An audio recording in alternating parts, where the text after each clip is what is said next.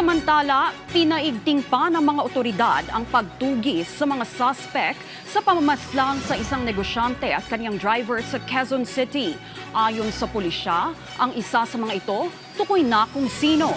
Si Ryan Lesiges sa sentro ng balita. Huhubaran ng maskara ng Philippine National Police o PNP ang mastermind sa pagpatay sa negosyante na si Perry Mariano at driver nito na tinambangan sa Timog Avenue sa Quezon City. Ayon sa PNP, hindi na magtatagal ay mapapasakamay na ng mga otoridad ang mga suspect sa krimen. Katunayan, tukoy na ng PNP ang isa sa dalawang suspect. Sinabi ni PNP spokesperson Police Brigadier General Randolph Tuanyo na natukoy na ang isa sa dalawang suspect dahil sa fingerprints sa motorsiklong ginamit at inabandona sa Scout Tralios matapos ang pananambang.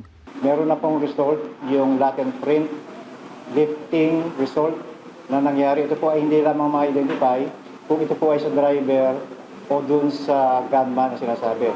May resulta na po yung latent prints dun sa may motor. Lumalabas na may dati ng kaso ang isa sa mga suspect at meron ding warrant of arrest. Sa ngayon, nagpapatuloy pa ang manhunt operation sa mga suspect ng Quezon City Police District sa labas ng Metro Manila. Ang ating mga investigator regarding relative to the shooting to death of Perry Mariano and his driver, still our investigators are hot on the tracks on the identity, particularly yung mastermind.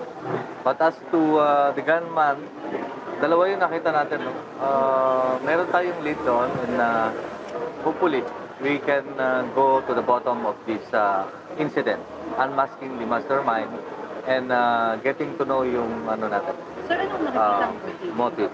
Business rivalry pa rin ang tinitingnang motibo sa krimen.